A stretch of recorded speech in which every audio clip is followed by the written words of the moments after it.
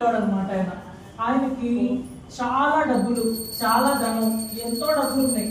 ఆయన ఏమనుకున్నాడంటే ఎక్కడెక్కడి నుంచో శిల్పకారుల్ని, ఎంతో మంది అంటారు పూజారుల్ని, ఎంతో మంది ఘనపాటిని తీసుకొచ్చి ఒక దేవాలయం ఎలా కట్టాలి, ఎలా ఉండాలి అని చెప్పి స్థపతుల్ని తీసుకొచ్చి అనేక రకాలుగా ఆలోచించి ఒక పెద్ద దేవాలయం కట్టించాడు. ఆయన కట్టించి ఇంకో వారంలో కుంభాభిషేకం అని చెప్పి ఆయన ఒక సుముహూర్తం అనేది తీస్తారనమాట. సుముహూర్తాన్ని తీసుకొని నేను నా జీవితంలో నేను చేసుకున్న అదృష్టం కారణంగా నాకు ఈ అదృష్టం దక్కింది, నేను ఇక్కడ దేవుడి కుంభాభిషేకం చేసే అదృష్టం నాకు దక్కింది అనుకొని ఆయన కుంభాభిషేకానికి అన్ని ఏర్పాట్లు చేసుకున్నాడు అనమాట. ఏర్పాట్లు చేసుకుంటే ఆయనకు ఒక రోజు కల వచ్చింది.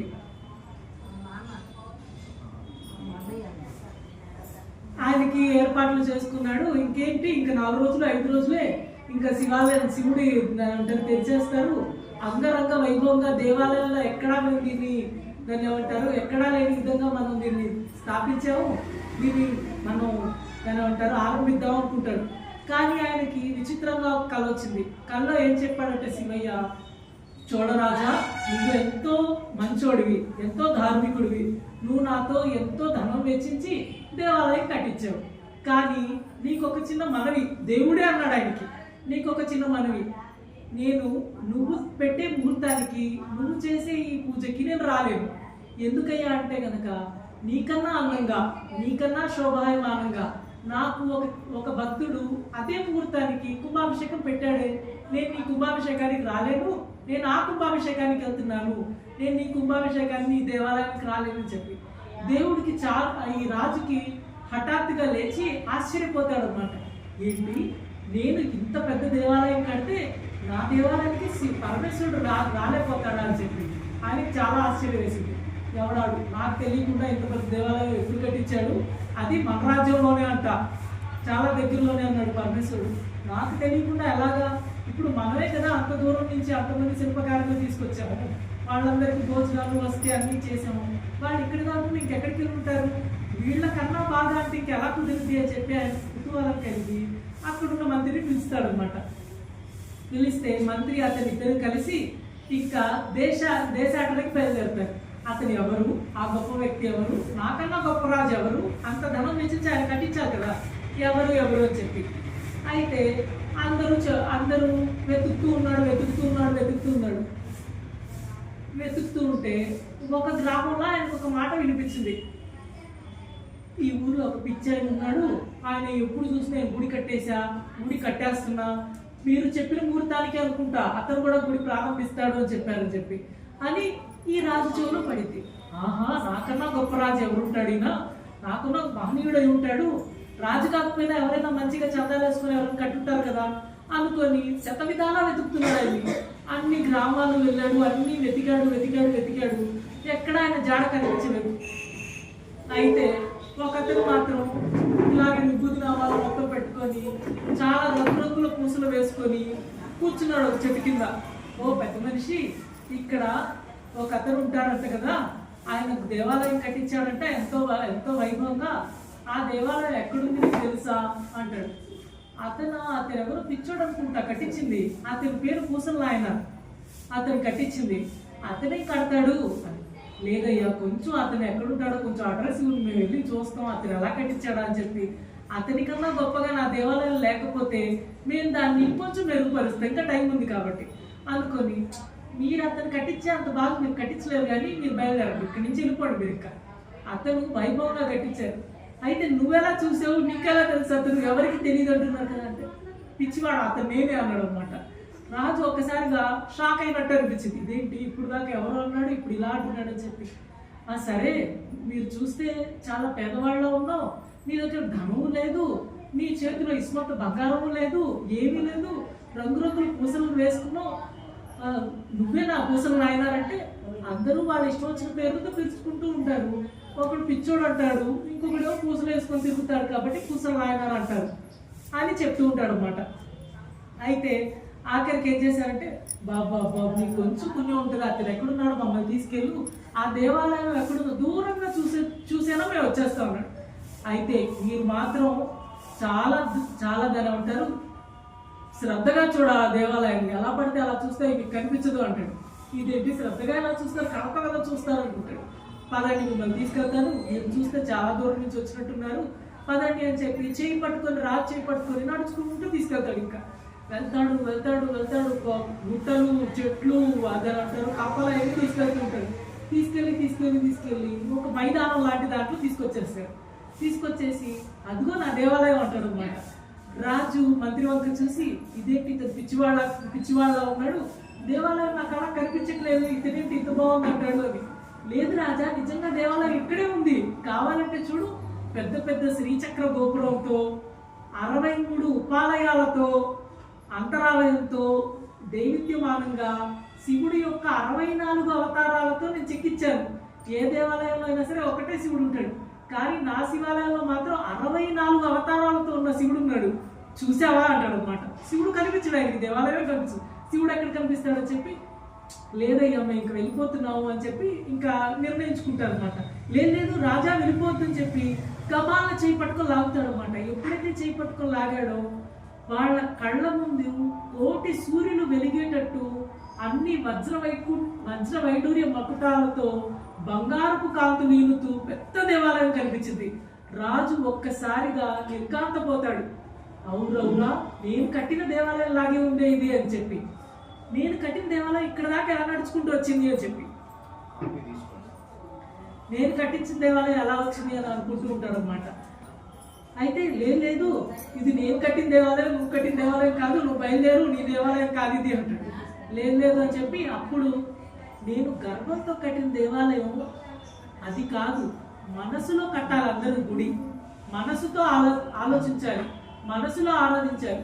నేను 1 లీటర్ పాలు పోసాను, 2 లీటర్ పాలు పోసాను, ఆవు పాలు 1000 పాలు ఇలా కాకుండా మనసులో ఎవరైతే బాగా భక్తిగా దేవుడికి అభిషేకిస్తారో వాళ్ళు నిజమైన భక్తులు అని చెప్పి రాజుకి జ్ఞానం వచ్చి ఎంతో ద్రవించిపోయి, నువ్వు మహనీయుడు, నువ్వు ఇక్కడ ఉండకూడదు, రా మా దేవాలయానికి తీసుకెళ్తాడని చెప్పి అతన్ని పట్టుకొని చోళరాజ్యానికి తీసుకెళ్తాడు అనమాట. అదే కాంచీపురం. ఆ కాంచీపురంలోనే ఉంది కైలాసనాథ దేవాలయం అన్నమాట. ఎల్లోరా దేవాలయం మనం చూసాం కదా, ఆ ఎల్లోరా దేవాలయం మొత్తం 300 ఏళ్ళు కట్టించారు. అది ఎలాగా, ఎవరైనా పునాదులు వేసి పైన కప్పు కడతారు, కానీ ఆ దేవాలయానికి ఎలాగంటే పైన కప్పు కట్టి అప్పుడు పునాదులు తోపుకుంటూ వచ్చారనమాట. అలా 300 ఏళ్ళు ఎన్నో 30-40 తరాల రాజులు మారారు, అందుకని అక్కడ శైలి మారిపోయింది. ఆ దేవాలయం కన్నా ముందు కట్టించిన దేవాలయం ఇది. ఒక నమూనా అనుకుంటాం కదా, మనం ఒక ఊరు వెళ్ళాలన్నా లేకపోతే ఎక్కడికి వెళ్ళాలన్నా చిన్న ప్లాన్ ఉంటుంది, ఆ ప్లాన్ లా కట్టించిన దేవాలయం ఇది. ఈ దేవాలయంలో మనం గొప్పగా చూడాలి అంటే కనుక గర్భగుడి వెనకాల పాపపుణ్యదారి అని చెప్పి 2 ఉంటాయి. మనం ఎలా అయితే అమ్మ కడుపులో నుంచి ఎలా అయితే వస్తామో ఆ చిన్న ద్వారం ఉంటుంది అనమాట. ఆ ద్వారం గుండా వెళ్ళి ఒక మన బాల్య దశ, వెనకాలకు తిరిగితే యవ్వన దశ, అక్కడ మనం పరిగెడతాం. తర్వాత మనకి దాని అంటారు వృద్ధాప్య దశ. దీంట్లో మనం మోకాళ్ళతో దాని అంటారు పాకుతూ ఆ చిన్న కన్నంలో నుంచి బయటికి రావాలన్నమాట. మనకు మృత్యు అలాగో తెలియదు ఎక్కడుందో, అందుకని చెప్పి అక్కడ ఎల్ ఆకారంలో ఉంటుంది అనమాట. మృత్యు మనకు తెలియదు కదా ఎక్కడుంటుందో, అలా మనకు తెలియకుండా ఉండే ద్వారం అక్కడ ఉంటుంది. ఇలా ఎవరైతే ఈ ప్రక్రియ చేస్తారో వాళ్ళకి పునరపి జననం పునరపి మరణం అని చెప్పి అక్కడ పంతులు గారు చెప్తారనమాట. అలాగే ఎప్పుడు అమ్మ కడుపులో మళ్ళీ పుట్టకుండా ఉండాలి అంటే, మళ్ళీ జన్మ ఉండకూడదు అంటే కనుక కాంచీపురంలో ఉన్న కైలాసనాథ దేవాలయం వెళ్ళాలి. ఏకాంబరం దేవాలయానికి చాలా సమీపంలో ఉంటుంది అనమాట. ఇలాగా అక్కడ ఇంకో దాని అంటారు అక్కడ ఒక నియమం ఉండేది. ఎప్పుడు 2000 సంవత్సరాల క్రితం అక్కడ మొత్తం అంతా జైన పరంపర ఎక్కువ కొనసాగిస్తూ ఉండేది. ఈ జైన పరంపర కొనసాగించే టైంలో వాళ్ళు వేదాలు వద్దు, అవన్నీ పిచ్చివి, దాంట్లో ఏది వద్దు, ఎప్పుడు చూసినా దీపాలు ముట్టించండి, యజ్ఞాలు చేయండి, హోమాలు చేయండి తప్పించి మనుషులకు మంచి మాటలు చెప్పేది లేదు, మంత్రాలు కూడా ఎవరికి చెప్పట్లే, అయ్యేటో కూడా ఎవరికి తెలియదు, అందుకని పూజ చేయొద్దు అని చెప్పి దేవాలయాలు మొత్తం మూసేశారు. దేవాలయాలే లేవు, మూసేశారు. మూసేసే క్రమంలో ఒక నాయనారు ఏం చేశారంటే, ఆయన ఎప్పుడు చూసినా సరే ఒక జుబ్బా లాంటిది వేసుకొని, అక్కడ జైన మతంలో 2 ఉండేవాళ్ళు అనమాట. ఒకళ్ళు శ్వేతాంబరులు, ఇంకొకళ్ళు దిగంబరులు. ఎప్పుడు తెల్లటి వస్త్రాలు కట్టుకొని ఒక నైటీ లాంటి, ఒక జుబ్బా లాంటిది వేసుకుంటారు. అది వేసుకొని ఉంటారు అన్నమాట వాళ్ళు. ఇంకొకళ్ళు వచ్చేసి దిగంబరులు, వీళ్ళు బట్టలే వేసుకోరు. ఎవరైతే ఈ శ్వేతాంబరులు శ్వేతవర్ణం బట్టలే వేసుకోవాలి, వాళ్ళ నోటికి గుడ్డ కట్టుకుంటారు అనమాట. ఎందుకంటే వాళ్ళు మాట్లాడే క్రమంలో అక్కడ ఉన్న సూక్ష్మ క్రిములు కూడా చచ్చిపోతాయి వాళ్ళ ద్వారా అని చెప్పి అనుకొని వాళ్ళ వాటికి కూడా హాని చేయడం మంచిదే కాదనట్లే. కానీ వాడు శైవారాధన చేస్తే తప్పు కదా. అయితే అక్కడ ఒక పరమ భక్తుడు ఉండేవాడు అనమాట. ఆయన ఎప్పుడు ఏంటంటే కదా, రోజు శివుడికి అర్చన చేస్తే ఆయనకి అసలు అన్నం తినేవాడు కాదు, కాఫీ తాగేవాడు కాదు, ఏమీ చేసేవాడు కాదు, అంత భక్తుడు ఆయన. కానీ ఆయన అర్చన చేయాలి. ఈయన అక్కడ పెద్ద శివలింగం ఉండేది, అన్ని కూడలు. అయితే ఒక రాయి తీయడం, ఈయన మంచి శివుడు కాదు, దుష్ట శివుడు అనుకోవడం, ఓం నమ శివాయ అని చెప్పి శివుడి మీద వేసడం. ఆ రాయి దేవుడిని తాకంగానే బంతి పూలా మారిపోయేది అనమాట. ఇంకొకసారి ఏమో గులాబీ పువ్వులా మారిపోయింది. అలా ఎన్ని రాళ్ళు అయితే విసురుతాడో అలా పుట్టగా మారిపోతూ ఉండేవి. అలా అద్భుతమైన నాయనార్లతో కొలువు తీరింది ఏకాంబర క్షేత్రం. అయితే మనకి క్షీరసాగర మదనం తెలుసు కదా అందరికి. ఆ క్షీరసాగర మదనం టైంలో ఈ కచ్చమేశ్వరుడు అనమాట, తాబేలు కూర్మావతారం వచ్చి విష్ణుమూర్తి వచ్చి శంకరుణ్ణి ఆరాధించాడు. మొదటిగా ఆరాధించిన క్షేత్రమే కాంచీపురం. ఎక్కడైతే శంకరుణ్ణి ఈ విష్ణుమూర్తి కచ్చపేశ్వరంగా ఆరాధించాడో అదే కచ్చపేశ్వర క్షేత్రం కాంచీపురంలో. అదే కచ్చపేశ్వర కూడలి అంటారు. ఈ పక్కనే మనకి ఇంకొక దేవాలయం ఉంటుంది. ఆ దేవాలయం పేరు వచ్చేసేమో మనకి దాని అంటారు సిద్ధేశ్వర దేవాలయం ఉంటుంది. నేను దాని అంటారు ఒక పుస్తకంలో చదివాను, 5.5 అడుగుల శివలింగం ఉంటుందే చూసి నిజంగా ఎక్కడ ఉంటుంది అనుకున్నా. నిజంగా నేను ఆ దేవాలయాన్ని చూసి చాలా దాని అంటారు మనసు ద్రవించిపోయింది అనమాట. 5.5 మన గర్భగుడి ఉంది కదా, అంత పెద్ద శివ, అంత పెద్ద లింగం, దానికి పానపట్టం ఉండదు, అంత పెద్ద లింగం. మనం ఇలా వాటేసుకుందాం అన్నా సరే మన చేతులు పట్టవు, అంత పెద్ద శివలింగం ఉంటుంది అక్కడ. అది ఎక్కడ అయ్యా అంటే బస్ స్టాండ్ ఎదురుగానే ఇక్కడే చిత్రగుప్తుడు దేవాలయం, అంటారు అష్టభుజ వైకుంఠనాథుడు అని చెప్పి, తర్వాత అపసవ్య రంగనాథర్. ఎక్కడైనా సరే రంగనాథ స్వామి ఎటుంటారు, ఇటువైపు కుడివైపు కదా తలకాయ పెట్టి, ఎడమవైపు కాళ్ళు ఉంటారు. కానీ ఇక్కడ ఎడమవైపు తలకాయ పెట్టుకుని కుడివైపు ఉంటారు అనమాట. ఆయన మూర్తి దాని అంటారు ఆ శిల మీద పట్టక కాళ్ళు పెట్టుకోవడానికి, అమ్మవారు కూర్చోడానికి స్థలం ఉంటుంది అనమాట. అందుకని అమ్మవారి కింద కూర్చుంటుంది. అమ్మవారి విగ్రహం వచ్చేసి దాదాపు 6 అడుగులు ఉంటుంది, పెద్దగా గాంభీరంగా. లక్ష్మీదేవి చాలా దర్పంతో ఉంటుంది అనమాట. ఈ నాగశేషులు ఏవైతే ఉంటాయో వాటి కొమ్ములు ఉంటాయి గమనిస్తే గనక, అంత వైభవంగా ఉంటుంది ఏకాంబర క్షేత్రం. మనం బాగా చూస్తే గనక అమ్మవారు కంచి కామకోటి పీఠము కంచీపురంలో ఉన్న కామాక్షి గుడిలో అమ్మవారు ఒక్కతే ఉండదు. అమ్మవారి ముందు వాళ్ళ అన్నయ్య ఉంటాడు అనమాట. అన్నయ్య ఉంటాడు. అక్కడ ఒక దివ్య దేశం, శివాలయంలో ఒక దివ్య దేశం, 2 దివ్య దేశాలు ఉంటాయి. ఇలా మొత్తం దివ్య దేశాలు 2. ఎవరైతే వైష్ణవాచారంలో ఉన్నా వాళ్ళు శాక్తేయ ఆచారంలో, శైవాచారంలో వచ్చి కూడా వాళ్ళు ఆ దేవాలయాన్ని దర్శించుకోవాలన్నమాట. ఇలాగ మనం ఏకాంబర క్షేత్రమైన 3వ దేవాలయం గురించి చెప్పేసుకున్నాం. పర్లేదు. ప్రతిష్ఠించారు సాక్షాత్తు బ్రహ్మదేవుడే కిందకి దిగొచ్చి మల్లికా పుష్పాలతో అర్చించాడు కాబట్టి ఆయనకి మల్లికార్జునుడు అని పేరు వచ్చింది. ఆయనకి అర్జునుడు అక్కడ పాశుపతాస్త్రం తీసుకున్నాడు. అలాగే ఈ దేవాలయంలో రాహుకేతువులు వచ్చి శివయ్యని ఆరాధించారు అనమాట.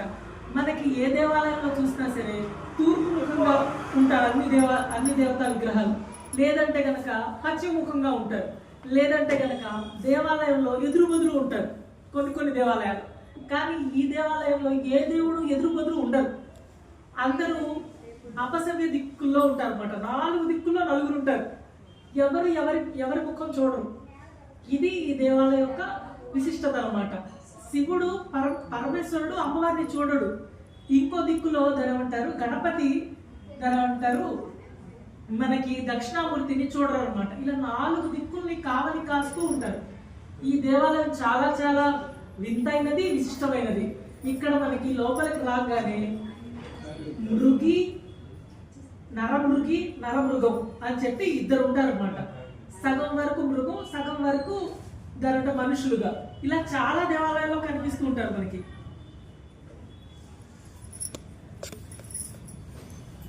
చాలా దేవాలయాల్లో కనిపిస్తూ ఉంటారు అనమాట. ఎవరయ్యా వీళ్ళిద్దరు అంటే కనుక మనకి చిదంబర క్షేత్రంలో చాలా బాగా చెప్పుకోవచ్చు. చిదంబర క్షేత్రంలో నటరాజ స్వామి మూర్తి కింద మనకి ఇద్దరు కనిపిస్తారు. ఒకళ్ళు వచ్చేసి వ్యాఘ్రపాద, ఇంకొకళ్ళు పతాంజలి. వీళ్ళిద్దరు. వ్యాఘ్రపాద ఎవరయ్యా అంటే కనుక మనం ఎన్నో పూజలు చేస్తూ ఉంటాం, కానీ మనకు ఒక పాట ఉంది. ఏమని అంటే కనుక ఇప్పుడు మనం పూజలు చేస్తూ ఉన్నాం అందరూ. ఈ పూజలు చేసి ప్రతి పువ్వు ఎంగిలైపోయింది కదా, పాలన్నీ ఒక లేగదూడ పాలు తాగినాయి కదా, అవి కూడా ఎంగిలైపోయినాయి కదా నీళ్లు. దాంట్లో ఆ చేపలు కూడా ఎన్నెన్నో చేపలు పిల్లలకి కంటున్నాయి, అవి తాగుతున్నాయి, ఊస్తున్నాయి. ఆ నీళ్లు కూడా ఎంగిలైపోయినాయి కదా. మనం ఏమేస్తున్నాం శివుడికి? అన్నీ ఎంగిలే. ఎంగిలే కానీ నేను దేవుడికి వేయాలి అని చెప్పి ఒక సంకల్పం అనమాట. కైలాసంలో ఒక భక్తుడు ఉండేవాడు, అతని పేరు వ్యాఘ్రపాదుడు. అతను ఏంటయ్యా అంటే కనుక ప్రతిరోజు ఉదయాన్నే 3:30కి లేవడం, కైలాసంలో ఆ వనంలోకి వెళ్ళిపోవడం, అన్ని వెళ్ళిపోవడం, అక్కడ ఏ ఎంగిలి కాని పుష్పాలు అప్పుడే ఇచ్చుకున్నారు అనమాట. అంటే భ్రమరాలు రాని పుష్పాలు ఏవైతే ఉంటాయో అవి తుంచుకొని రావడం, శివుడి ముందు పూజ చేసేయడం. అమ్మవారు మంచిగా ఇంటి కార్యక్రమాలు మొత్తం చూసుకొని పార్వతీదేవి వచ్చి ఓం నమ శివాయ అని చెప్పి అక్కడ పుష్పం వేసే ముందు అక్కడ పుష్పాలు ఉంటాయి.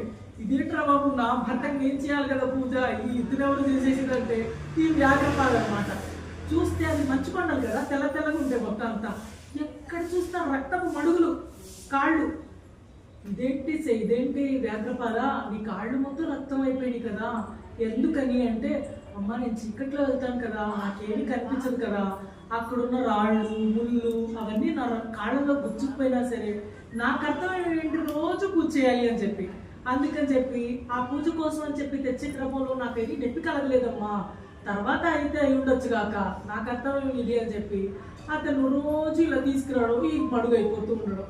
శివుడు అతను అచంచలమైన భక్తికి కరిగిపోయి పార్వతీదేవి ప్రార్థించింది అనమాట. శంకరా, నువ్వే కదా నీ పూజగా చేస్తున్నాడు, ఏదైనా అతనికి అనుగ్రహించవచ్చు కదా అని చెప్పి. అప్పుడు శంకరుడు ఏం చేశాడంటే, ఎన్ని ముళ్ళు ఎవరి కాటికైనా సరే ముళ్ళు గుచ్చుకుంటాయి అనమాట, కానీ ఒక ప్రాణికి మాత్రం కాలికి ముళ్ళు గుచ్చుకోదు.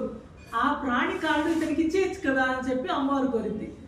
అయితే అలాగే అని చెప్పి అక్కడ దాన్ని ఏమంటారు, అమ్మవారు చెప్పిన తరువాయ అని చెప్పి పరమేశ్వరుడు ఆయనకి వ్యాఘ్రం అంటే పులి కాళ్ళు ఇచ్చేస్తాడు అనమాట. పులి ఎంతో మెత్తగా కాళ్ళు వేస్తూ ఉంటుంది, అడుగులో అడుగు, కానీ అతనికి రాళ్ళు కాదు కదా, ముళ్ళులు కూడా గుచ్చుకోవు, అంత మంచిగా ఆయన కాళ్ళు మారిపోతాయి. కింద దాకా వ్యాఘ్రం, పైకి మనిషి అనమాట. ఇలా ఆయన వ్యాఘ్రపాదుడు లాగా ప్రతిరోజు చెక్కును పరిగెత్తుకుంటూ వెళ్ళడం, ఎన్నెన్నో రకాల పూలు తీసుకురావడం, అమ్మవారికి సహాయం చేయడం, ఇద్దరు కలిసి పూజ చేయడం. ఇలా మనం శివుడి ఒక పక్కన మనం వ్యాఘ్రపాదుడు అయితే ఇంకో పక్కన పతాంజలి. అయితే శివగణాలు మనందరికీ తెలుసు, నంది, భృంగి, వీళ్ళందరూ. దాంట్లో ఒకతను మాత్రం పతాంజలి అనమాట. మనందరం ఇప్పుడు మాట్లాడుతున్నాం, మనందరం చదువుకుంటున్నాం, మనందరం ఛందస్సు ఇలా మనం ఒక మంచిదని అంటారు, మంచి చెడు ఎలా ఉంటున్నాం అని చెప్పి మాట్లాడుకుంటున్నాం కదా, ముందు ఇలా జరిగింది తర్వాత ఇలా జరిగిందని చెప్పి. అలా అన్ని ఎవరు చెప్పారు అంటే కనుక అది చెప్పే విధానం ఎలా వచ్చిందంటే కనుక వ్యాకరణం. ఈ వ్యాకరణాన్ని తీసుకొచ్చిన ఋషి ఎవరు అంటే కనుక పతాంజలి మహర్షి. ఈయన చాలా గొప్ప వ్యక్తి అనమాట. అందరూ ఒకరోజు ఏమైందంటే కనుక కైలాసంలో ఈ పతాంజలి మహర్షికి కాళ్ళు చేతులు ఉండవు, ఈయన పాము రూపంలో ఉంటాడు అన్నమాట, సర్ప రూపంలో. అయితే నంది ఎక్కిరించాడు, నాకు 4 కాళ్ళు ఉన్నాయి, నేను చెంగుచెంగున నేను డాన్స్ చేస్తున్నాడు, దేవుడు ఆనంద తాండవం చేసేటప్పుడు నీ కాళ్ళు లేవు చేతులు లేవు, నువ్వు కనీసం మధ్యలో వాయించలేవు, చిడతలు కొట్టలేవు, కనీసం నృత్యం కూడా చేయలేవు, నువ్వు ఎలా ఆరాధిస్తావు అని ఎగతాళి చేశాడు అనమాట పతాంజలి మహర్షికి. పతాంజలి మహర్షి ఎంతో గొప్పగా నీకు కాళ్ళు చేతులు కదిలిచ్చే క్రమంలో శివుడు ఎలా నాట్యం చేస్తున్నాడా అనేది నువ్వు చూడట్లేవు, కానీ నాకు కాళ్ళు లేవు చెవులు లేవు కదా, నేను ఇంకా ఏకాగ్రతతో శివుడి ఆనంద తాండవాన్ని నా 2 కళ్ళల్లో నింపుకొని ఎంతో పరవశుడు అవుతున్నాను అని చెప్పగానే శివుడు ఒక్కసారిగా ఇలా సైగ చేశాడు అనమాట. నాట్యం చేసినప్పుడు పతాంజలి మహర్షి సరసరా వెళ్ళి శివుడి కాళ్ళకి చుట్టుకున్నాడు. ఎప్పుడైతే శివుడు నాట్యం చేస్తూ ఉన్నాడో ఈయన చుట్టుకున్నాడు కదా, ఆయన చుట్టుకునే పట్టు జారిపోతూ ఉంటుంది అనమాట. అందుకనే శివ పరమాత్మ ఒక్కసారి నాట్యం చేసి ఒక్క లిప్త కాలంలో ఇలా ఆగుతాడు, మళ్ళీ ఈయన గట్టిగా పట్టుకుంటాడు అనమాట, మళ్ళీ నాట్యం చేస్తాడు, మళ్ళీ డాన్స్ చేస్తాడు. ఇలాగా ఆయన ఎక్కిరించున్నాడు, ఎక్కడున్నాడు అక్కడే ఉన్నాడు. ఈయన శివుణ్ణి పట్టుకోనే శివుడి దగ్గరే ఉండిపోయి ఎంతో బాగా కైవల్యానికి పొందాడు అనమాట. శివుడి కాళ్ళకి ఉండే నాగుపాము పేరు ఏంటంటే కనుక పతాంజలి. ఇలాగ మనం చిదంబర క్షేత్రంలో మనం చూడొచ్చు. మనం చిదంబర క్షేత్రంలో గొప్పతనం ఏంటి అంటే కనుక, చిదంబర క్షేత్రంలో ఒకేసారి కుడి కన్నుతో శివుణ్ణి, ఎడమ కన్నుతో మనం విష్ణువుని చూడొచ్చు. ఇక్కడ మనకి వెంకట నాయన అనే ఒక రాజు ఉండేవాడు చిదంబర క్షేత్రంలో. అయితే మనకి దాని తిరునన్నంబి అని చెప్పి ఒక పెద్ద భక్తుడు ఉండేవాడు అనమాట.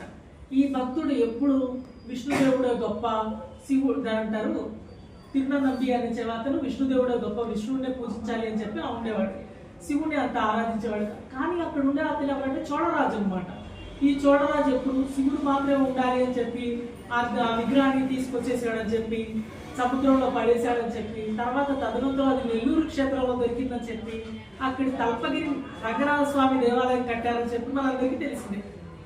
అయితే ఇక్కడ మనం చూడాల్సిన విషయం ఏంటంటే, తదనంతరం అక్కడ దేవాలయాలు అక్కడ మూర్తి లేదు కదా, మళ్ళీ ఎలా వచ్చింది? అక్కడ వెంకట నాయనార్ అని చెప్పి ఒక రాజు ఉండేవాడు అనమాట. ఆయన తెలుగు రాజు. ఇక్కడ ఉన్న శైవులు మొత్తాన్ని ఖడ్గంతో ఆయన నరికి అక్కడ ఉండే రాజు తలకాయని కోటగుమ్మానికి ఏలాడదీశాడు. ఏలాడదీసి అలాగా 20-30 సంవత్సరాల దాకా దేవాలయం బంద్.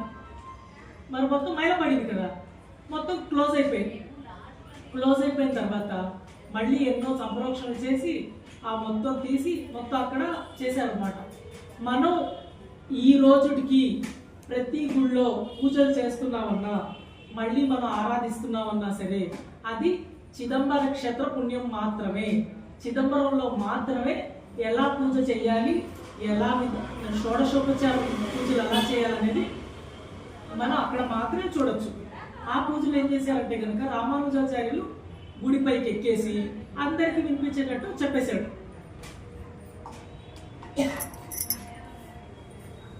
తెలిసిపోయిందో బహిరంగం అయిపోయింది కాబట్టి అప్పటి నుంచి అందరిళ్లలో కూడా పూజలు చేసుకోవడం మొదలు పెట్టారు అనమాట. చిదంబర క్షేత్రం మాట్లాడేటప్పుడు మనకి 5 పంచసభలు అంటారు. మనకి ఎప్పుడైనా సరే పంచసభలు ఏంటయ్యా అంటే కనుక, ఒకటి స్వర్ణ సభ, ఇంకొకటి వెండి సభ. స్వర్ణ సభ ఎక్కడుంది అంటే కనుక చిదంబర క్షేత్రం. వెండి సభ ఎక్కడుంది అంటే కనుక మధురై క్షేత్రంలో ఉంది వెండి సభ. అమ్మవారి గుడి వెళ్ళేటప్పుడు పక్కనే ఉంటుంది కదా, చూసిన వాళ్ళకి తెలిసింది. తర్వాత మనకి తిరునెల్వేలిలో ఉన్నది తామ్ర సభ.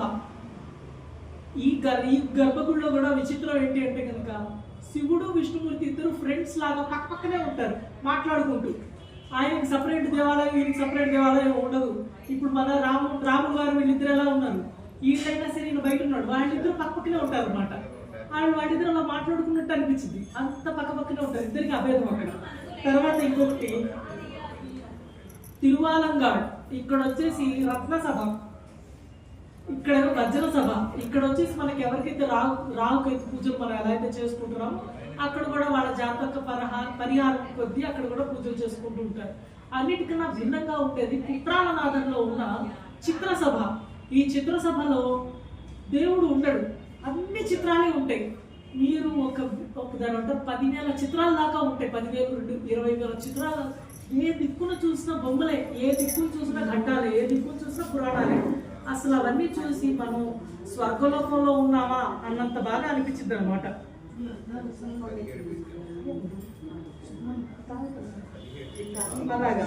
మనకి ప్రతి ఒక్కరికి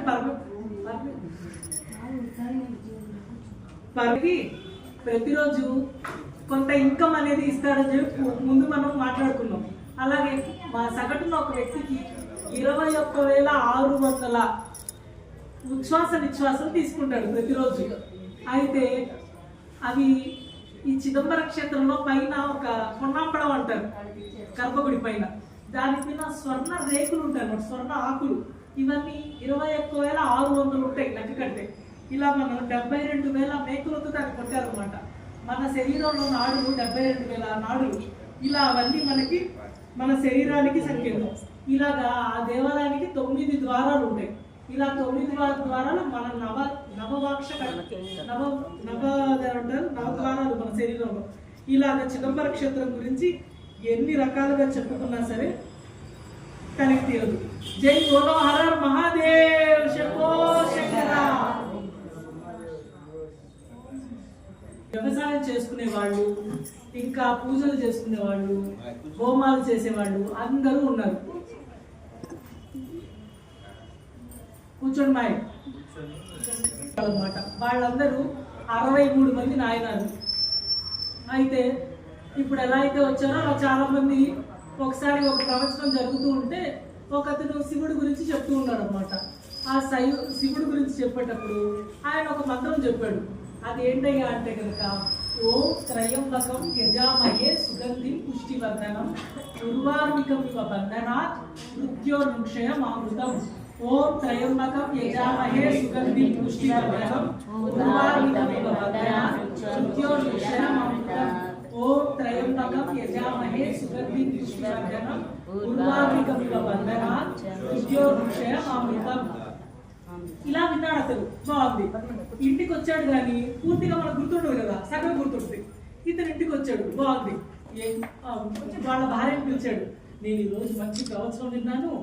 ఆ ప్రవచనంలో ఏం చెప్పారు తెలుసా? ఓం త్రయంబకం యజామహే. కూర్చోండి కూర్చోండి. ఓం త్రయంబకం యజామహే సుగంధిం పుష్టివర్ధనం అని చెప్పి నేను విన్నాను అని చెప్పారనమాట. అయితే ఓం త్రయంబకం అంటే ఏంటండి అని అడిగింది. ఓం త్రయంబకం అంటే కనుక 3 కన్నులు కలిగిన వాడు త్రయంబకేశ్వరుడు. ఓం త్రయంబకం యజామహే, ఈ జగత్తు మొత్తానికి మహేశ్వరుడు ఆయనే, నాదనాథుడు మహేశ్వరుడు ఆయనే. ఓం త్రయంబకం యజామహే మహే సుగంధి పుష్టివర్ధనం. ఆయన శరీరం మొత్తం అంట సుగంధ ద్రవ్యాలతో పరిమళాలతో అబ్బా అన్నట్టున్నాడంట ఆయన. అసలు ఆయన దగ్గరికి వెళ్తే నేను పరిమళ గంధాలతో ఆయన ఎంతో బాగా ఉంటాడంట. మనకి ఇప్పుడు ధూప దీపాలు వెలిగిస్తూ ఉంటాం కదా, ఆ దీపం ఎందుకు అనేది ఈ కథ అనమాట. అలాగా వేస్తూ ఉన్నారే. అయితే ఆ గుడిలో ముగ్గులం వేసి దేవుడి ముందు అలా తీసుకొచ్చి అలా తిప్పారు. చూసుకో, శివుడే కైలాసంలో దిగొచ్చాడా అన్నంత బాగా బుద్ధిల వాసన వచ్చి ఆ సుగంధి పుష్టివర్ధనం నాకు వచ్చేసింది. నేను అది అనుభవించేశాను. దేవుడు ఎంతో మంచోడు, నేను దేవుడు దగ్గరగా కూర్చుండిపోయాను అన్నాడు. మీరు మీ పిచ్చి మాటలు ఎందుకు ఇది మనకి, మీరు మామూలుగా పూజ చేసుకుని రండి అని చెప్పింది. ఏం కాదు, ఇంట్లో బుద్ధిలో ఉంటే తీసుకురా, నేను బాగా పూజ చేస్తాను అన్నాడు అనమాట. అని చెప్పి పూజ ఇంకా చేయడమే. ఇంకా ఆయన పూర్తి మంత్రం గుర్తులేదు. ఏం గుర్తుంది? ఓం త్రయంబకం యజామహే సుగంధి పుష్టివర్ధనం, అంతే. ఓం త్రయంబకం యజామహే సుగంధి పుష్టివర్ధనం, ఓం త్రయంబకం యజామహే సుగంధి పుష్టివర్ధనం, ఇంతే అని చెప్పి కూర్చోవడం. రోజు శివుడు ముందు ఇంకా అర్చన పూజలు ఇవన్నీ కాదు, రోజు ముగ్గులో వేయడం, శివుడు ముందు కూర్చోవడం, ఆ మొత్తం శ్వాస తీసుకోవడం. ఆహా ఓహో, నేను కైలాసంకి వెళ్ళిపోయాను. కైలాసంలో కూడా ఇవే పొగలు ఉంటాయి, అక్కడ తెల్లగా మంచు కొండలు పొగలు ఉంటాయి, ఎంతో అందంగా ఉంటుంది. నాకు అబ్బా నేను శివుడి దగ్గర కూర్చున్నాను, శివుడు నా పక్కనే కూర్చున్నాడు, నన్ను చూస్తున్నాడు అని చెప్పి ఆయన పొంగిపోయి ఎంతో బాగా ఆయన అర్చన చేస్తూ ఉన్నాడు. ఏమండి పూజ అయిపోయిందా, ప్రసాదం మీరు ప్రసాదం పిల్లలు కూడా పెట్టాలి, బయటికి రండి. ఆగవే కాసేపు నేను వస్తాను అంటాం. ఈయన మాత్రం బయటికి రాడు. ఇంకా డాడీ రావాలి అని చెప్పి బయటికి తీసుకొచ్చేవాడు. ఆఖరికి పూజ చేసేసి ఉద్వాసం పలికి బయటకు వచ్చాడు. ఇలా ఉండగా ఈయన దైనందిన అంటారు క్రియల కన్నా ఈ పూజ మాత్రం ఎక్కువైపోతూ ఉండేది. ఎవరైనా సరే వాళ్ళు చేసే పని వాళ్ళ పూజ తప్పించి నేను పూజ మాత్రమే చేస్తాను కుదరదు కదా, మనం చేసే పనులు కూడా చేస్తూ ఉండాలి. అయితే ఇలా ఉండగా శివుడు ఇతని పూజ నిజంగా డబ్బులున్నప్పుడు చేస్తాడా లేనప్పుడు కూడా చేస్తాడా అని చెప్పాక చిన్న పరీక్ష పడదామని చెప్పి ఇతని దగ్గర ఉన్న డబ్బులు మొత్తం అన్ని క్షయమైపోయినాయి అనమాట. మొత్తం పోయినాయి. ఇతని డబ్బులు ఆస్తి మొత్తం అంతా కడుపు మీద వాడు అయిపోయారు. అయిపోతే వీళ్ళ దగ్గర డబ్బులే లేవు. డబ్బులే లేకపోతే తినడానికి కూడా లేవు. ఇద్దరు పిల్లలు. వీళ్ళకి కళాయి నాయనాడంటే ఏంటంటే కనుక అటు ఇటు వర్తకానికి కళాయి తిరుగుతూ ఉండేవాడు అనమాట. అందుకే అతని పేరు కళాయి నాయన. తిరుగుతూ ఉండేవాడు. అయితే ఏమండి మన దగ్గర చిల్లి గవ్వ కూడా లేదు, ఇట్లా ఒక మెతుకు కూడా లేదు, పిల్లలకి కనీసం గజ్జి కాసిద్దాం ఉన్నా సరే ఏమీ లేదు, వాళ్ళు చాలా ఆకలిగా ఉన్నారు, నాకు తప్పక ఏం చేయాలో నాకు తెలియక చివరాఖరిన నా తాడిగుట్టు మీకు ఇచ్చేస్తున్నాను, దీన్ని తాకట్టు పెట్టి ఏదో ఒకటి తీసుకురండి బాబా, మన ఇంట్లో ఏదైనా తిన్నాము, మనమైతే వారం నుంచి తినట్లేదు, పిల్లలకి అక్కడి నుంచి ఇక్కడి నుంచి ఏదో తీసుకొచ్చి పెడుతున్నాను, వాళ్ళు కూడా 2 రోజులు అయింది అని చెప్పి కాళ్ళ వేళ పడిద్ది అనమాట వాళ్ళ ఆయనకి. అలాగే నువ్వేం భయపడదు, నేను ఉన్నా కదా అని చెప్పి ఈయన తాళిబొట్టు తీసుకొని బంగారం తాళిబొట్టు రోడ్డు మీదకి వెళ్ళాడు. రోడ్డు మీదకి వెళ్ళినప్పుడు పరమాత్మ ఊరుకుంటాడా, ఆయన కూడా వచ్చాడు ఇంకో అవతారంలో. ఆయన ఏం చేశారంటే ఒక 4 బస్తాల గుగ్గిలో తీసుకొని వచ్చాడనమాట బండి మీద. గుగ్గిలో అమ్మ గుగ్గిలో, మీరు ఎక్కడి నుంచి అనుకుంటున్నారు? కైలాస పర్వతాలు ఎక్కడైతే ఉంటాయో జమ్మూ కాశ్మీర్లో ఉన్న హిమాచల్ ప్రదేశ్ దగ్గర నుంచి ఆ కొండల్లో నుంచి బద్దలు కొట్టిన రాళ్ళు ఇవి, శివుడి దగ్గర నుంచి తీసుకొచ్చినాయి అనుకోండి అని చెప్పి నా పిలవడం మొదలుపెట్టాడు. ఇవి మొత్తం అన్ని కైలాస గుగ్గిలో అని చెప్పి పిలుస్తూ ఉంటే ఆయన మాత్రం ఆహా, నేను కైలాసానికి వెళ్ళట్లేదు, కైలాసం శివుడి నుంచి ఆజ్ఞ నాకు వచ్చేసింది, ఇది మొత్తం నేను తీసుకెళ్ళిపోతాను, కొనేసుకోవాలి కాబోలు అని చెప్పి ఈ తాళిబొట్టు అతనికి ఇచ్చేసి ఈ గుగ్గిలో మొత్తం తీసేసుకుంటాడు అనమాట. తీసేసుకొని ఆ గుగ్గిలో మొత్తం అయితే ఇప్పుడు నేనేమి కొనకుండా ఇంటికి వెళ్తున్నా కదా, నా భార్య ఎక్కడైతే అరిచింది అని చెప్పి అనుకొని ఈ గుగ్గిలో మొత్తం తీసుకొని ఒక శివాలయానికి వెళ్ళిపోతాను ప్రశాంతంగా. శివాలయం దగ్గర కూర్చొని ఇంక నేను ఈ గుగ్గిలో ముట్టించేసుకొని అక్కడ మంచిగా నేను రమిస్తా అనుకున్నాడు అనమాట. అక్కడి నుంచి ఆయన ఏం చేశారంటే గుగ్గిలో మొత్తం బస్తాలు మొత్తం అలాగే విడుచుకుంటూ తీసుకెళ్ళాడు గుడిలోకి. తీసుకెళ్ళి ఒక పెద్ద రాశిలా పోసాడు, గుగ్గిలో బస్తాలు మొత్తం తీసేసి రాశిలా పోసి ముందు కూర్చున్నాడు. శివాలయం మూసేసుకున్నారు, సాయంత్రం అయిపోయింది కాబట్టి. ఇంకా ప్రదోషం టైం అయిపోయింది. ఇంకా అప్పుడు వెలిగించేసి గుగ్గిలో వాసన గుబ్బు అని వచ్చేస్తుంది అనమాట. ఎలా అయిపోయిందంటే ముందున్న వ్యక్తి ఎవరో కనిపించదు, అంత పొగొచ్చేసింది. ఇప్పుడు కొంచెం వేస్తేనే పొగొచ్చింది కదా, బస్తాలు ముట్టించేస్తే పొగొచ్చేసింది, మొత్తం పొగే. ఈయన ఏమనుకున్నాడంటే ఆహా, నేను ఇంకా కైలాసంలోనే కూర్చున్నట్టున్నాను, అక్కడ నాకు చల్లగా కూడా అనిపిస్తుంది, నాకు వెచ్చగా అనిపించట్లా, నాకు చల్లగా అనిపిస్తుంది, పరమాత్మ కింద దిగొచ్చేసాడేమో, ఎంత అదృష్టం నాది, ఎవరైనా సరే గుప్పెడితో వేస్తాడు, నాకు బస్తాలతో వేసే అనుగ్రహం నాకు ఇచ్చేసాడు అనుకోని ఈ గుగ్గిల వాసనతో ఆయన పీల్చి శోషొచ్చి పడిపోతాడు. ఇక్కడ డామని పడిపోయిన వెంటనే పార్వతెప్పుడు మీరు దేవుడా, ఎందుకంటే మీకు ఇంకా పూజలు ఇవన్నీ, మీరు వెళ్ళకపోతే ఆ పిల్లడు చూడండి మొత్తం ఆకలితో పడిపోయాడు, నేనే అనుకున్న కాదా, నా పిల్లడికి నేను ఒక పట్టెడు అన్నం పెట్టలేనా, నేను వెళ్ళిపోతున్నాను, మీరు దేవుడుగా ఫెయిల్, నేను వెళ్ళిపోతున్నాను పోటీ అనగానే బాగు పార్వతి నేనేం ఫెయిల్ కాదు, అతనికి ఎలాంటి కటాక్షం ఇస్తారో చూడని చెప్పి ఎవరక్కడ నేను ఈశ్వరుని, అందరికీ ఐశ్వర్యాన్ని నా చేతులతో ఇస్తాను, ఒక చేతిలో కుబేరుడికి ఇంకో చేతిలో లక్ష్మీదేవికి నేనే ఇస్తున్నాను అని చెప్పి అక్కడి నుంచి కుబేరుడిని తీసుకొచ్చి కుబేరుడిని పిలిచి, కుబేరా తక్షణమే నువ్వు వెళ్ళి వాళ్ళ చిన్న కుటీరాన్ని ధనధాన్యాలతో వస్తువాహనాలతో నువ్వు నింపేసి వాళ్ళకి ఆకలి తీర్చు అని చెప్పాడనమాట. అమ్మవారు మాత్రం ఇంట్లోకి వెళ్ళి ఒక గిన్నెతో అన్నం కలిపి తీసుకొచ్చి పరమాన్నం తీసుకొచ్చి గిన్నెతో తీసుకొచ్చిందంట అమ్మవారు, కిందకి తీసుకొచ్చి కలైనాయన లెగు అనింది. నేను లెగనమ్మా, నాకు శివుడు మాత్రమే కావాలన్నాడు. ఇలా శివుడు కావాలంటాడు, ఇక అమ్మవారే వచ్చాను లెగకపోతే ఎలాగా అంటే ఎంత పిలిచినా లెగవట్లేదు, ఎందుకంటే ఆయనకు ఆకలితో 6 రోజుల నుంచి అన్నం తినట్లా అని చెప్పి అమ్మవారి ఇంకా అతని ఒళ్ళో పడుకోబెట్టుకొని ఇంకా అమ్మవారి చేతులతోనే అన్నం తినిపించింది అనమాట. అప్పుడు ఆయన ఒక్క ముద్ద తిని వెంటనే స్పృహలోకి వచ్చాడు. అయ్యవారు అమ్మవారిని ఇద్దరిని చూసి సాక్షాత్తు కన్నీటి పర్యంతం అయిపోయి కాళ్ళపై పడిపోయాడు అనమాట. నువ్వు ఇన్నాళ్ళు ఏ మంత్రం జపించావు? ఓం త్రయంబకం యజామహే సుగంధి పుష్టివర్ధనం. అదిగో వచ్చాడు చూడు, యజామహే నీ ముందు దండం పెట్టుకో అన్నాడు. అయితే అమ్మ నేను ఇంకా ఉన్నది చాలు, నన్ను మీరు మీలోనే ఐక్యం చేసుకో అంటే లేదు ఈ మంత్రానికి ఇంకో చరణం ఉంది, ఈ కథ ఇక్కడితో అవ్వదు, నువ్వు ఇంటికి వెళ్ళు, నీకు ఒక శుభగడి వచ్చినప్పుడు అప్పుడు మళ్ళీ చేతు కానీ అని చెప్పి పంపించేశారు. అయితే ఇప్పుడు ఈయనకి 2వ లైన్ కూడా గుర్తొచ్చింది. ఓం త్రయంబకం యజామహే సుగంధిం పుష్టివర్ధనం ఉర్వార్మికమివ బంధనాత్ మృత్యోర్ముక్షయ మామృతం అని చెప్పి ఆయన గుర్తొచ్చింది అనమాట. అవును కదా, ఒక లైనే అయింది, 2వ లైన్ ఉంది, ఇంకో పంక్తి ఉందని చెప్పి అక్కడి నుంచి వచ్చేసాడు అనమాట. ఎప్పుడైతే ఆయన ఇంటికి వచ్చేసాడో శివుడికి ఎంతో రకాల కైంకర్యాలు, పూజలు, వ్రతాలు, నియమలు, నిష్టలతో ఆహా ఓం అన్నట్టు బ్రహ్మాండంగా ఉన్నారన్నమాట, దానాలు ధర్మాలతో. ఇలా ఉండగా పక్కనే కొంచెం దూరంలో ఒక చిన్న గ్రామం ఉండేది. ఆ గ్రామం ఉంటే అక్కడ ఏమైందంటే రోజు ఒక తల్లి చిన్న కూతుర్ని, వాళ్ళ కూతుర్ని తీసుకొచ్చి రోజు శివాలయానికి తీసుకెళ్తూ ఉండేది. అమ్మ ఎప్పుడు ఏం చేసిందంటే ఇలా దేవుడు పైన ఉన్నాడు అనమాట. దేవుడు పైన ఉంటే రోజు రావడం అక్కడికి.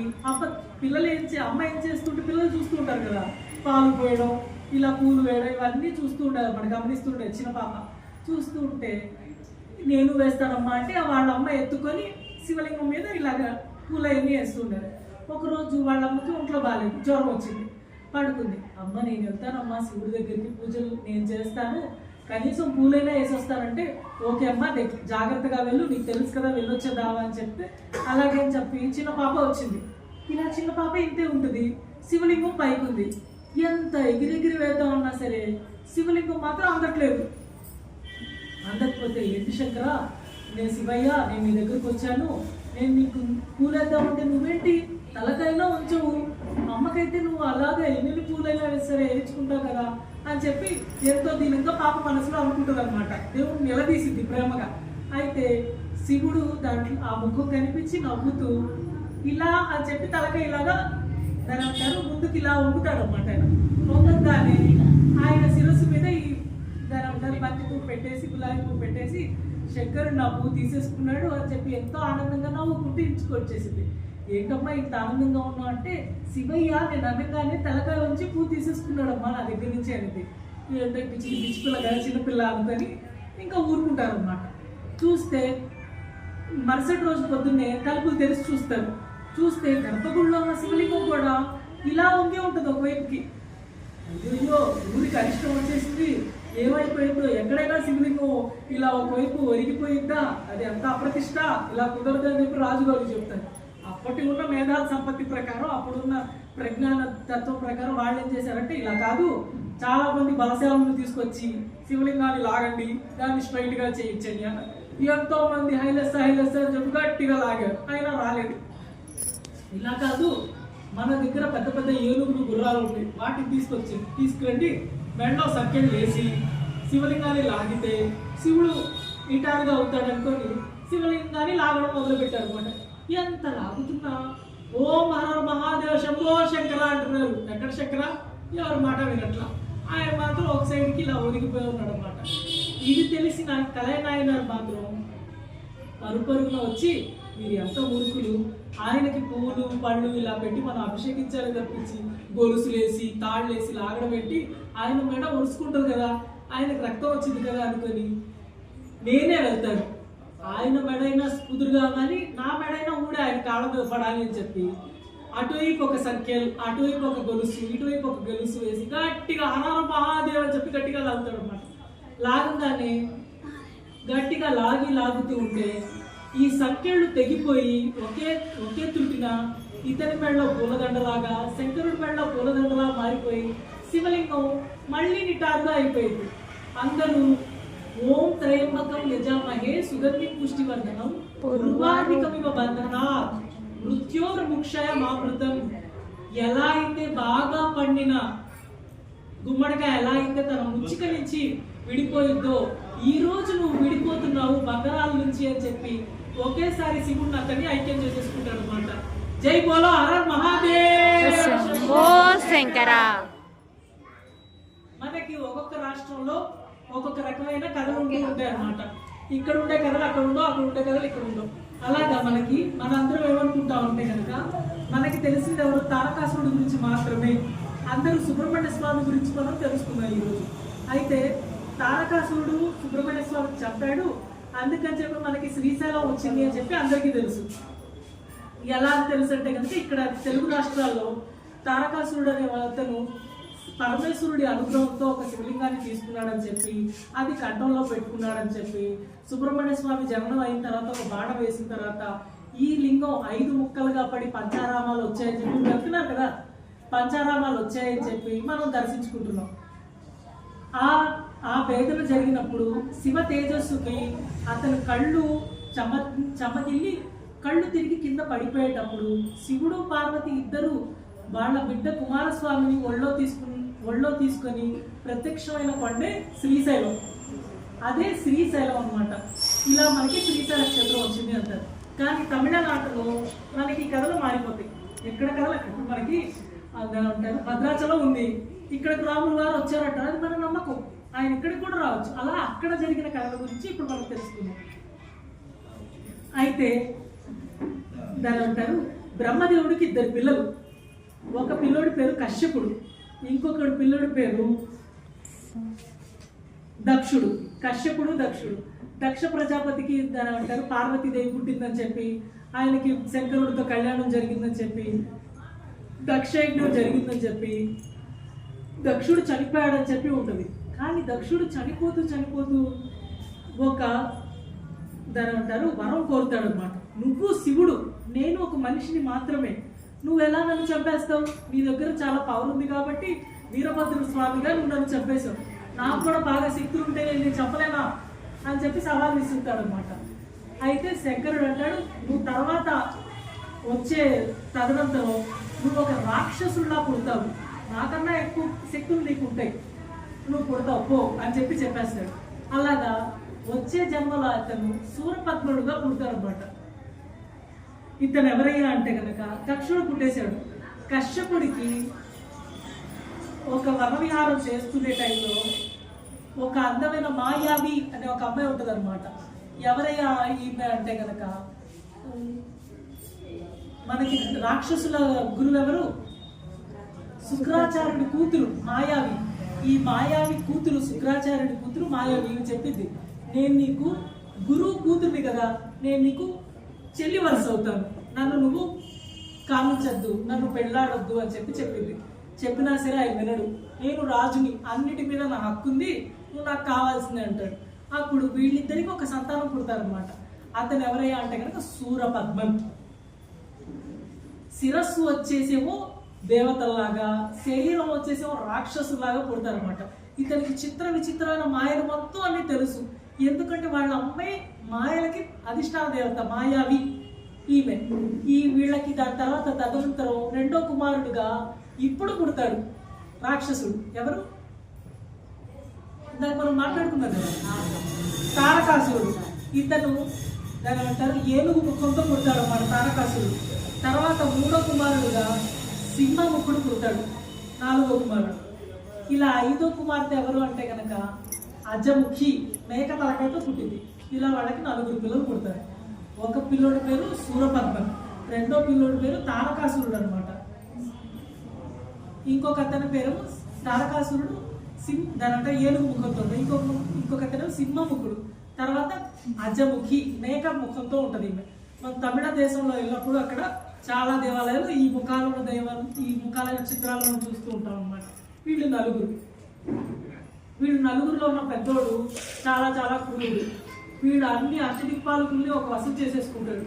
వీళ్ళ చెల్లెలు ఏం చెప్పిందంటే, నువ్వు పిచ్చివాడివి, నీకు ఎలా కంట్రోల్ చేయాలో వాళ్ళకి తెలియట్లేదు, అందరికన్నా గొప్పోడు ఎవరు? ఇంద్రుడు, అతని దగ్గరే కదా అందరూ ఉంటారు, అందుకని చెప్పి అతన్ని పట్టుకో, వాళ్ళ భార్యను తీసుకొచ్చేసి అందరూ నీ దగ్గరకు వచ్చేస్తారని చెప్పి. అవును, ఇదేదో బాగుంది, నువ్వు వెళ్ళి తీసుకురా అంటారు. ఈమె ఏం చేసిందంటే ఇంద్రలోకానికి వెళ్ళి ఆమెను పట్టుకోపోయింది. ఆమె శైవారాధనలో శివుడికి అర్చన చేస్తూ ఉంటుంది అనమాట. ఆ టైంలో అర్చన చేసే క్రమంలో ఉన్నప్పుడు ఇంద్రాణి చెప్పింది అనమాట, నేను శివుడికి అర్చన చేస్తూ ఉన్నాను, నన్ను నువ్వు కదిలించద్దు, ఈ పూజ అయిన తర్వాత నేను నీ దగ్గరకు వస్తానని చెప్పి. అలా కుదరదు, నువ్వు ఇప్పుడే రావాలని చెప్పి. ఎప్పుడైతే చెయ్యి ఇలా ముందు పెట్టేద్దో శివపార్షదులు వచ్చి ఆమె చెయ్యి నరికేస్తారు. చెయ్యి నరికేసి, ఇదేంటి నా చెయ్యి నరికేసావని చెప్పి ఆమె నిద్రపోయింది. అప్పుడు చెప్పిద్ది అనమాట. అప్పుడు అక్కడ ఉన్న శివపార్షదులు చెప్తారు, ఎవరైతే శివ పూజ చేసేటప్పుడు మధ్యలో అంతరాయం తీసుకొస్తారో వాళ్ళకి కఠినమైన దండన వచ్చింది అని చెప్పి. ఈమె ఏం చేసిందంటే, ఇంతటి అవమానం నాకు చేస్తారా, నాకున్నారు 3 అన్నదమ్ములు, మీకు ఏ శాస్తి చేస్తామో చూడని చెప్పి ఈమె పోయింది వాళ్ళ అన్నయ్య దగ్గర చెప్పడానికి, కంప్లైంట్ ఇవ్వడానికి అనమాట. వెళ్ళి సూరపద్ముడి దగ్గరికి వెళ్ళగానే సూరపద్ముడు మాత్రం ఎంతో భీతిల్లిపోతాడు.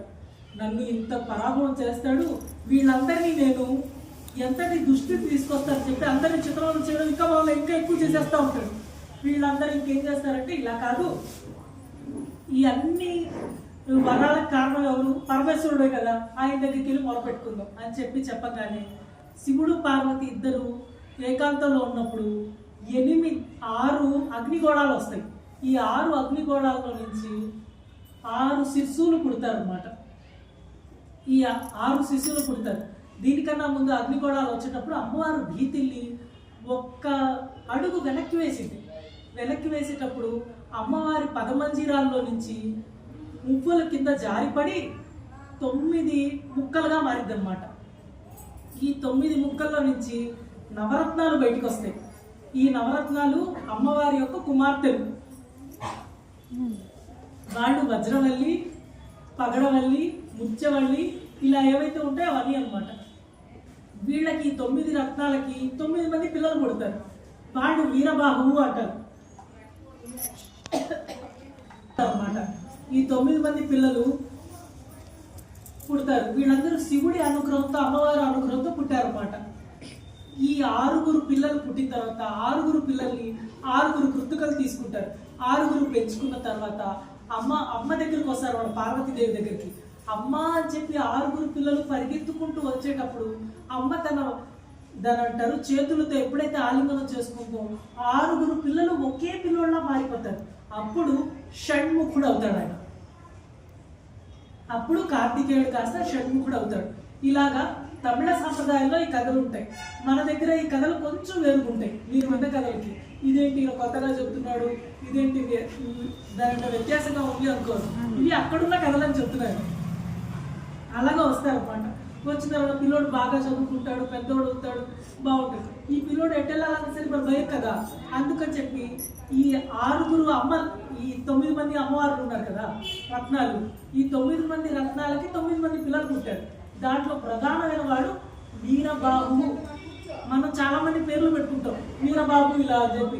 ఆ వీరబాబు ఎవరో కాదు, సుబ్రహ్మణ్య సేనాధిపతి వీరబాబు.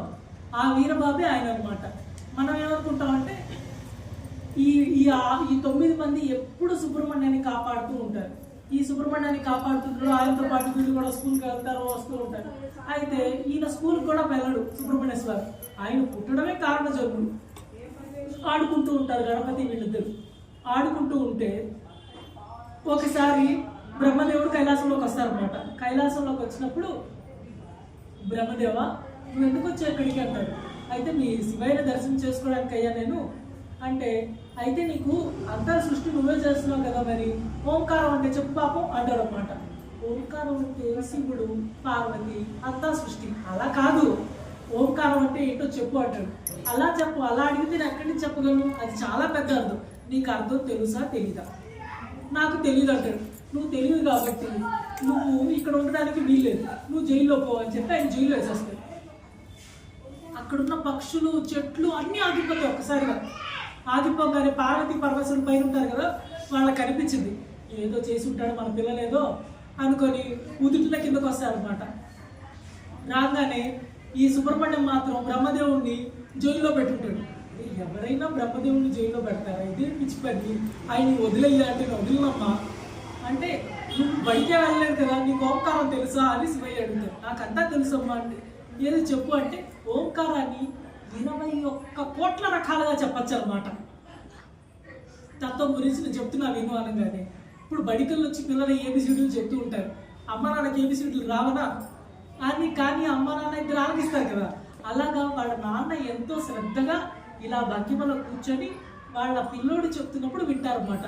అదే స్వామిమలై క్షేత్రం, ఆరుపడవీడులో మొదటి క్షేత్రం అన్నమాట. తర్వాత ఇలాగ ఆయనకి స్వామిమల క్షేత్రంలో అక్కడ ఆయన దర్శనమిస్తాడు. ఇలా అయిన తర్వాత బ్రహ్మదేవుడిని విడిచిపెడతారు, అయిపోయింది. ఈయనకి 7 సంవత్సరాలు మాత్రమే.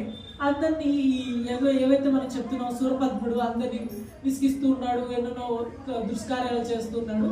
అమ్మ నేను వెళ్ళి చూసి వస్తాను, అతని పని ఏంటో అంటే వెళ్ళు అని చెప్పి వీరబాహుని ఇచ్చి పంపిస్తారు. ఈ సూరపద్ముడు మాత్రం చాలా మాయావి. అతను పుట్టడమే మాయతో పుట్టాడు కాబట్టి అతను పెద్ద కడలిలా మారిపోతాడు, సముద్రంలో మారిపోతాడు అనమాట. సముద్రంలో మారిపోయి పెద్ద పెద్ద అలలతో సుబ్రహ్మణ్య స్వామి భయపెడుతూ ఉంటాడు. సుబ్రహ్మణ్య స్వామి భయపెడుతూ ఉంటే నేను వచ్చాను నిన్ను చంపడానికి అంటాడు మన సుబ్రహ్మణ్యం. నువ్వు చూస్తే చిన్నపిల్లోడివి, నన్నెంట చంపుతావు, నువ్వు చిన్నపిల్లోడి కదా అంటే పోపో వాడుకో, నువ్వు నన్ను ఏం చేయలేవు అనగానే సుబ్రహ్మణ్యం నీకు ఇంకో అవకాశం ఇస్తున్నాను, నువ్వు రా దిగిరా అంటాడు. నేను రాను అని చెప్పి భీకరంగా ఇంకా ఇంకా అలలు వస్తూ ఉంటాయి అన్నమాట. సుబ్రహ్మణ్య స్వామి ఏం చేస్తారంటే ఒకేసారి అతని వేలాయుధాన్ని తన నెత్తి మీద ఇలా పెడతారన్నమాట, ఆడిస్తారు.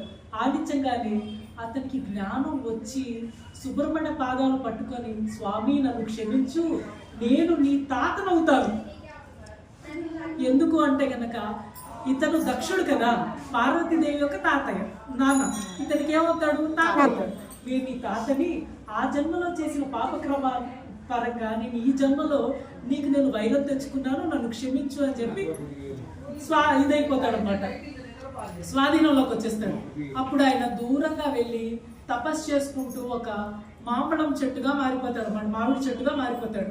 మామిడి చెట్టుగా మారిపోయినప్పుడు సుబ్రహ్మణ్య స్వామి తన వేలాయుధాన్ని విసురుతాడు. విసిరితే ఆ మామిడి చెట్టు 2 ముక్కలైద్దు.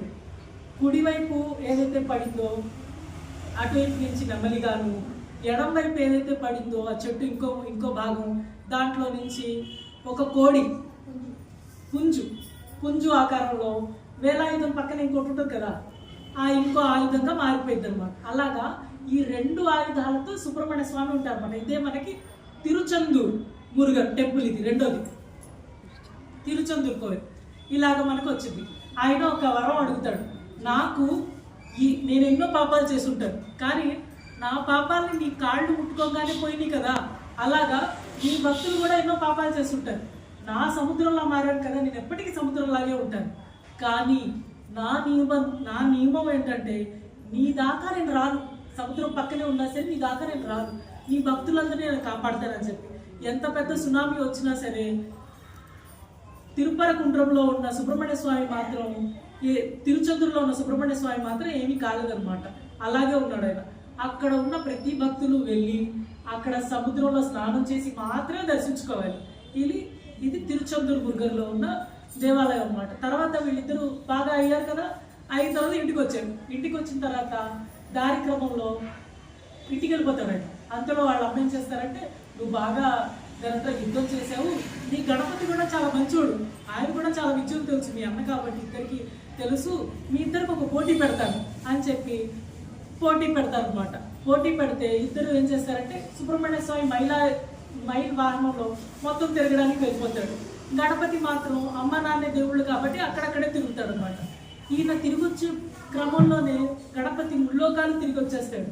సుబ్రహ్మణ్యం ఏం చేస్తాడంటే లేటుగా వస్తాడు. గణపతి ప్రప్రదంగా వచ్చాడు కాబట్టి నీకు జ్ఞాన ఫలం ఇస్తున్నా అని చెప్పి జ్ఞానానికి ప్రతీకగా మామిడి పండు ఆయన చేతిలో పెడతారనమాట. అతనికి మాత్రమే అగ్రతాంబూలం ఇచ్చారు, నాకు ఇవ్వలేదని చెప్పి బాధతో ఈయనేం చేస్తాడు, ఒక కొండ మీద కాలు పెట్టేస్తాడు. ఈ మధ్యలో క్రమంలో ఏం జరిగిందంటే, ఒక ఇడుంబన్ అని చెప్పి ఒక రాక్షసుడు ఉన్నాడు. ఆయన ఎప్పటి నుంచో సూర్యపద్ముడిని చంపేశాడు కదా, ఈ సూర్యపద్ముడికి యుద్ధ విద్య నేర్పించే గురువు అన్నమాట ఆయన, ఇడుంబన్ అని చెప్పి. అతను కోరిక ఏంటంటే కనుక, నేను సుబ్రహ్మణ్య స్వామిని చూడాలి, వీళ్ళందరూ చూశారంట, ఆయన పునీతుడు అయ్యాడు, ఆయన అనుగ్రహం పొందాడు, నేను కూడా చూడాలి కదా అని చెప్పి ఈ రాక్షసుడికి ఆ కోరిక కలిగితే ఎంతో ఆవేదన చెంది ఎలా ఎలా ఎలా అని చెప్పి ఆయన తిరుగుతూ ఉంటే అగస్త్య మహర్షి కనిపించి, నువ్వేమి కంగారు పడద్దు, ఇక్కడ 2 పర్వతాలు ఉన్నాయి, ఒక పర్వతం పేరు శివగిరి, ఇంకొక పర్వతం పేరు శక్తిగిరి. ఈ 2 పర్వతాల్ని తరాజులాగా పట్టుకొని కావళ్ళలా పట్టుకొని నువ్వు వెళ్తూ ఉండు, నీకు సుబ్రహ్మణ్య దర్శనం కలిగిద్ది అని చెప్పి ఆయన ఏం చేశాడు, పెద్ద పెద్ద పాములు తీసుకొచ్చి దాన్ని ఒక తరాజులా కట్టుకొని కావళ్ళలా పట్టుకొని మోసుకుంటూ వెళ్ళాడు. వెళ్ళి ఒక చోట అలసట వచ్చి ఆపేశాడు అన్నమాట. ఆపేసి మళ్ళీ ఎదుగా ఉంటే కొండ లెగట్లేదు, చాలా బరువు అయిపోయింది. ఎవరా ఈ కొండ మీద ఉన్నారు అంటే, ఈ ఫలం దొరకలేదు కదా సుబ్రహ్మణ్యానికి, అలిగి కొండ మీదకి వచ్చి కూర్చున్నాడు అనమాట. ఆయన కూర్చుని కొండను ఎవరైనా కదిలిస్తారా? ఎవరు కదిలించలేదు. ఇదేంటి స్వామి, నేను ఇంకా చాలా దూరం వెళ్ళాలి, నువ్వు ఇలా కూర్చుంటే అట్లా అలా కుదరదు, నువ్వు నాతో యుద్ధం చేయాల్సిందే అంటారు. అప్పుడు సుబ్రహ్మణ్యానికి ఇడుంబన్కి ఇద్దరికి యుద్ధం జరిగి ఇడుంబన్ చనిపోతాడు. వాళ్ళ భార్య వచ్చి కాళ్ళ వేళ్ళ పడి ఆయన్ని బతికించింది అనమాట. నీలాగా ఎవరైతే ఈ కావడి మోస్తూ నా దగ్గరికి మురుగా అని వస్తారో వాళ్ళకు కూడా వాళ్ళు కోరుకున్న కోరికలు మొత్తం తీరుతాయి, నీ కోరిక తీరింది కదా, అలా వాళ్ళ కోరిక కూడా తీరిద్ది అని చెప్పి జరిగిద్ది అనమాట. అందుకే మనకి కొన్ని కావళ్ళు ఉంటాయి. అదేంటి అంటే ఇతను పాము కట్టి తీసుకొచ్చారు కదా, అలా అని చెప్పి నాగ కావడి అని చెప్పి ఒకటి, మైల కావడి, మైల్ అంటే కనుక నెమలి కావడి అని చెప్పి, పాల కావడి, చందన కావడి ఇవన్నీ తీసుకొస్తూ ఉంటారు అనమాట. వాళ్ళకి తోచినవి. ఇలా కావడి ఉత్సవం జరిగింది అనమాట. ఇలా ఇతను ఇడుంబన్. ఇప్పుడు ఇతన్ని చూసి ఇంకొక రాక్షసుడు ఉన్నాడు, అతని పేరు కడపన్. వాడి చేసిన కుండలు తీసుకొచ్చాడు శివుడు ముందు. ఇతను రాక్షసుడు కదా, ఇతను కూడా కొండపైకి ఎక్కలేడు. నువ్వు ఎక్కక్కర్లేదు, నేనే వస్తా అని చెప్పి సుబ్రహ్మణ్య స్వామి కిందకి దిగొచ్చి ఈ కుండలు పైకి తీసుకెళ్ళాడు అనమాట మోసుకుంటూ. అదే ఇడుంబన్ కడంబన్. సుబ్రహ్మణ్య స్వామి గుడి ముందు ఇద్దరు రాక్షసులు ఉంటారు, వాళ్ళే ఇడుంబన్ కడంబన్ ఇద్దరు. ఇలాగా ఇది పళని క్షేత్రం. ఇలా అయిన తర్వాత సుబ్రహ్మణ్య స్వామికి పెళ్లి చేస్తారు, కళ్యాణం చేస్తారు. ఈ కళ్యాణం జరిగిన క్షేత్రమే తిరుప్పరకుండ్రం, మధురై. తిరుప్పరకుండ్రం ఇక్కడ ఈయన బాగా చేశాడు కదా, మా యుద్ధం చేశాడు, చంపేశాడు అని చెప్పి ఇంద్రుడి కూతురు దేవయానినిచ్చి పెళ్లి చేశారన్నమాట. ఇలా దేవయానిచ్చి పెళ్లి చేసిన తర్వాత ఇంకో క్షేత్రం ఉంది. ఆ క్షేత్రం వచ్చేసి మనకి పడముది చోళై. ఈ పడముది చోళైలో ఇంకొక అమ్మవారు వచ్చింది, వల్లి వచ్చేసి ఒక ఆటవిక జాతికి చెందిన ఆమె అనమాట. ఆమెను కళ్యాణం చేసుకోవాలంటే నువ్వు ఒక నాగుపాము రూపంలో మారు, నేను కూడా ఆడి మనిషిని కదా, నేను కూడా ఇలాగే ఉంటాను కదా, నువ్వు కూడా నాలా మారు అంటే అప్పట్లో లవ్ మ్యారేజ్ అనమాట అది. ఆయన లవ్ చేసి ఇంకా అమ్మాయి ఎలా ఉండాలి అంటే అలాగే ఈయన కూడా మారిపోయి ఆయన పెళ్లి చేసుకున్నాడు. ఇప్పుడు దీంట్లో నవ్వాల్సిన ఏం విషయం లేదు. ఎందుకు అంటే కనుక భక్తులు ఎలా ఉంటారో భగవంతుడు ఆ రూపంలో మారి వాళ్ళ దగ్గరగా వస్తాడు అని అర్థం. అలాగా దగ్గరగా వచ్చి పెళ్లి చేసుకుని ఇద్దరు దేవేరులతో ఉండేది పళముది చోళై. ఈ పళముది చోళైలో పేరు ఎందుకు వచ్చింది అంటే కనుక అభయార్ అని చెప్పి ఒక పెద్ద దాని అంటారు కవిత్రి ఉండేదన్నమాట. ఆమె బాగా దాని అంటారు నేను కవిత్వాలు బాగా రాశాను, బాగా తెలుసు అని చెప్పి ఒక రకమైన ఈగో వచ్చేసింది ఆమెకి, అహంభావం వచ్చేసింది. నాకన్నా మించిన వాళ్ళు లేరు అని చెప్పి ఆమె నడుస్తూ శ్రీరంగానికి వెళ్తూ ఉన్నప్పుడు కాళ్ళ తప్పుతూ కూర్చుంది. అప్పుడు సుబ్రహ్మణ్య స్వామి చుట్టూ మీద కనిపించి పండిన ఫలం కావాలా పండని ఫలం కావాలా అని చెప్పి అడిగింది. అప్పుడు ఆయనకి ఆమెకు అర్థం కాదు, ఇదేంటి పండని ఫలం పండిన ఫలం అని చెప్పి రెండు ఉంటాయా, ఫలమే కదా, ఆకలితో మనం తింటాము అని చెప్పి. అబ్బయ్యా ఒకసారి ఆలోచించు అంటాడనమాట. మురుగా నువ్వేనా నన్ను పరీక్షించడానికి వచ్చింది అని చెప్పి అప్పుడు ఆమె చెప్పింది అనమాట. మురుగ పెరుమాన్ గురించి అర్థం మురుగా అంటే గనక మా అంటే గనక మనకి ఎప్పుడు త్రిమూర్తుల గురించి చెప్పేది మురుగా. మా అంటే గనక ఎప్పుడు శ్రీమన్నారాయణుడు, రు అంటే గనక రుద్రుడు, గా అంటే గనక మనకి విష్ణుమూర్తి గమనం చూపించేవాడు. ఇప్పుడైతే మనం మురుగా అని చెప్తూ ఉంటాము, త్రిమూర్తుల గురించి చెప్పిన భాగ్యం మనకు కలిగింది. ఇప్పుడు మురుగా అని మనం చెప్పుకుంటే ఆయన ఎవరి అనుగ్రహంతో వచ్చాడు? పరమేశ్వరుడు అనుగ్రహంతో. శివుణ్ణి ఆరాధించేసినట్టే. ఆయన చేతిలో ఉన్న వేలాయుధులు ఎవరు? అమ్మవారిని ఆరాధించినట్టు. ఎప్పుడైతే మనం సుబ్రహ్మణ్య స్వామిని ఆరాధిస్తారో శివుణ్ణి మురుగని ఇద్దరిని ఆరాధించినట్టు అయిందనమాట. ఇలాగా సుబ్రహ్మణ్య స్వామి చివరాఖరిన ఇంకో దేవాలయం ఉంది. అది ఏంటంటే ఒక్క ఆయనే ఉంటాడు, ఆయన ఒక్క విగ్రహమే ఉంటుంది. అది వచ్చేసి స్వామి మలై. ఇలాగా 6 దేవాలయాల్లో 6 రూపాలతో ఉంటుంది అనమాట. మనకి ఒకే ఒక్క దేవాలయంలో మాత్రమే కళ్యాణం జరిగింది, అది తిరుపరకుండ్రంలో. ఇలాగా ఎవరికైతే కళ్యాణం ప్రాబ్లమ్స్ ఉంటాయో మధురై క్షేత్రంలో ఉన్న తిరుపరకుండ్రంకి వెళ్ళాలి. ఇలాగా సుబ్రహ్మణ్యం గురించి, శివుడు గురించి, రెండు వైభవం గురించి మనం ఈరోజు తెలుసుకుందాం. జై బోలో హర మహాదేవ్, శంభో శంకర, వేల్ వేల్ వెట్రి వేల్ వేల్ వేల్.